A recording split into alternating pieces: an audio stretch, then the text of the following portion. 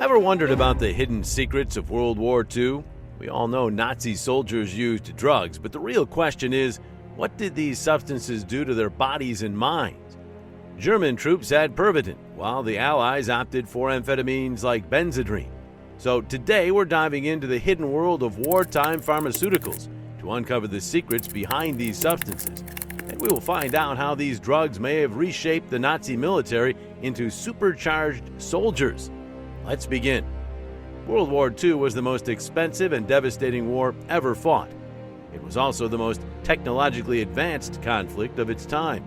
The Axis powers, including Germany, Italy, and Japan, as well as the Allied forces, such as the US, Great Britain, and the Soviet Union, all sought to use cutting-edge weapons and military systems.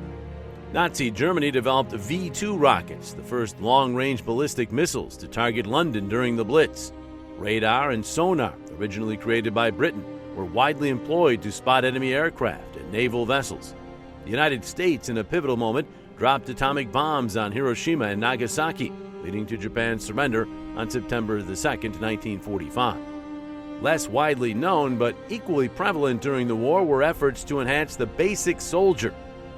Just as weapons were improved through research, drugs were created and used to enhance soldiers' endurance, keep them awake and alert, and alleviate the effects of shell shock, often with little testing. Both sides aimed to create super soldiers to gain an edge in the war. In 1933, the Nazi Party, led by Adolf Hitler, took control of Germany.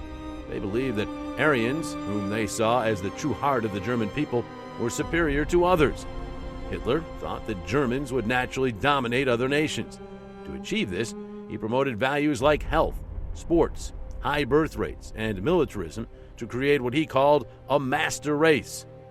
However, in the 1936 Olympics held in Berlin, the Nazis were disappointed. Although Germany won the most medals that year, the American team came in a strong second place. The most shocking for the Nazis was the success of Black American athlete Jesse Owens, who won 4 gold medals, more than any other athlete. The Germans suspected that the U.S. athletes had an advantage, which they believed was the use of performance-enhancing drugs. Some U.S. athletes did use the stimulant Benzedrine during the games, as did athletes from other countries, including Germany. To address this perceived disadvantage, German chemist Friedrich Hauschild created a stimulant called Pervitin. He developed it from ephedrine, a derivative of a Chinese medicinal plant. Pervitin was marketed to the public as a mood enhancer and even disguised as a dietary supplement in chocolates, claiming to help with weight loss, thus bypassing Nazi anti-drug policies. During World War II, the German military gave its soldiers a powerful drug called Pervitin. They handed it out to troops in the air, in tanks, and on the ground. This drug quickly became important to the Nazi plan for winning the war. When they tested it on soldiers, they found that it made them not feel tired. So, from the very start of the war, Pervitin was given to soldiers to help them stay awake for days. It made them more confident and boosted their spirits, even in the face of the terrible things they saw during the war.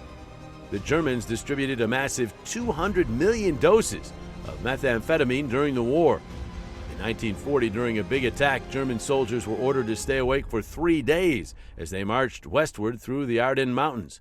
This shocked Western Europe because the Germans were moving so fast, and their tank crews didn't stop until they had taken over Belgium, the Netherlands, Luxembourg, and finally France.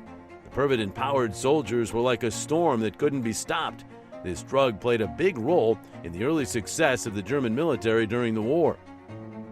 During World War II, the use of amphetamine-based drugs became a significant part of military strategy. The Axis powers, including Nazi Germany, were the first to employ these drugs for their soldiers. However, the British Royal Air Force stumbled upon the German secret when they discovered Pervitin, a type of amphetamine, in a downed German plane.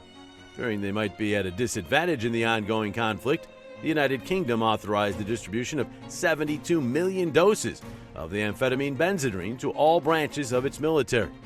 Even General Dwight Eisenhower, the supreme commander of Allied forces in the Mediterranean theater, approved 500,000 Benzedrine tablets for his troops preparing for the 1942 North African landing.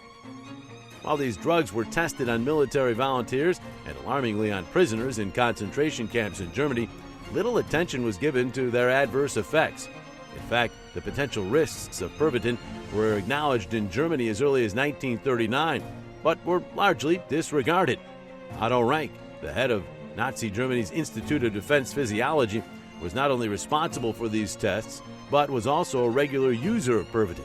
He marveled at its ability to keep him working tirelessly for as long as 36 to 50 hours without rest or fatigue. In contrast, the use of amphetamines in the United States was less extreme. Troops received amphetamines prior to drug testing, but Allied forces, particularly in Britain and the U.S., did not demand as much from their soldiers as the Nazis did. The appeal of Benzedrine for the Allies was not solely based on fatigue management, but also on its mood-altering effects. Soldiers taking go pills, as they were often called, experienced heightened confidence, increased aggression, and boosted morale. These effects supported the broader aims of the Allied forces during the war, making amphetamines a crucial component of their wartime strategy. The use of drugs like Benzedrine and methamphetamine, often referred to as bennies and meth, became a prevalent but troubling practice among American troops. However, their downside soon became glaringly apparent. They were highly addictive and caused adverse side effects such as heart palpitations, heart attacks, paranoia, and psychosis. To counteract the intense effects and allow soldiers to rest, no-go pills in the form of barbiturates were often administered. It's estimated that between 250 and 500 million Benzedrine tablets were consumed by American troops during the entire span of World War II, with around 15% of troops being regular users. The war's demands for accelerated responses without downtime made amphetamine seem like a military necessity. Interestingly, Adolf Hitler, despite advocating for healthy living, became heavily reliant on a cocktail of both legal and illicit drugs as the war progressed. His personal physician, Theo Morell, initially treated him with vitamin injections, eventually adding Pervitin, a form of methamphetamine, to the regimen. Hitler found these drugs made him bolder and more charismatic. Morell then included cocaine and Eucadol, an opiate similar to heroin, in the mix. Hitler's drug dependence had detrimental effects on his leadership. He became increasingly paranoid, irrational, and erratic in decision-making. Moreover, his physical health deteriorated, leaving him weakened and exhausted, hampering his ability to lead effectively. Many historians believe that his reliance on these drugs contributed to his downfall. As the Allies bombed Berlin, the labs producing Pervitin were destroyed in late 1944, leading to a supply shortage. Morell instructed Hitler's staff to scour the city's pharmacies for any remaining Pervitin. The sudden loss of these drugs sent Hitler into withdrawal, resulting in visible tremors and herky-jerky movements. While some have attributed these symptoms to the onset of Parkinson's disease, it remains unconfirmed. The tics could just as likely have been a consequence of the drugs themselves and later the withdrawal effects. Hitler's drug dependency ultimately played a role in his deteriorating physical and mental health, contributing to his ultimate downfall as the leader of Germany. Even though World War II is long over, the impact of drugs like Pervitin and Benzedrine continues to be felt. In Germany, Pervitin was made for many years even after the war ended. It wasn't until 1980 that people realized how addictive it was, and they stopped making it. In the United States, a drug called Benzedrine, also known as bennies, speed, or crank, became popular in the years after the war and was used by people in secret. In the years after World War II, many people in developed countries used amphetamines every day to stay alert. Only recently, we realized the harm of using these drugs regularly through drug testing. Methamphetamine especially is now known to be very dangerous and addictive. Back in the 1940s, the dangers were not well known, and both sides of the war tried to create super soldiers. Many of them became addicted later. If you found this information helpful, subscribe to our channel for more interesting information.